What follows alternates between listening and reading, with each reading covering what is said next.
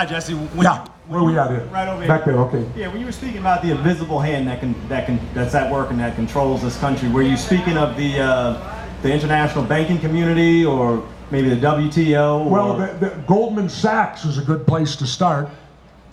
Every one of our Treasury secretaries in the last 30 years has come out of Goldman Sachs. And isn't it interesting? They were propped up, yet their major competitor, Lehman Brothers, was allowed to fail. That was just by happenstance. Another one of those circumstantial things, people.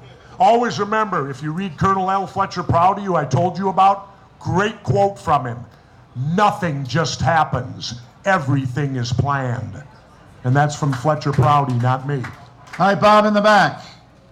Yeah, right here. By the way, I got nowhere to go tonight, so I'll go as long as you like.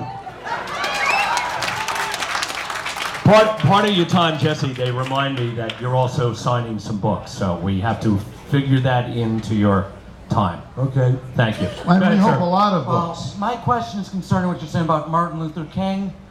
I remember one of my history teachers talked about how the government had tapes of Martin bragging about all the women he had been with while he was on the road. I mean, that could have destroyed his career right then and there if J. Edgar Hoover or somebody else had made use of him.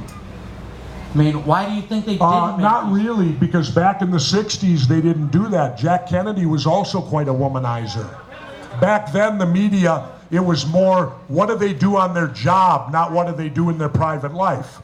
My belief is, and I'll take it to President Clinton, what he did is between him and Hillary. I don't care. That's between them. I care how they govern and the decisions they make that affect me. And so when people say, oh, well, he cheated on his wife, yeah, that's not a good thing to do. I don't advocate that at all. But the point is, that's private.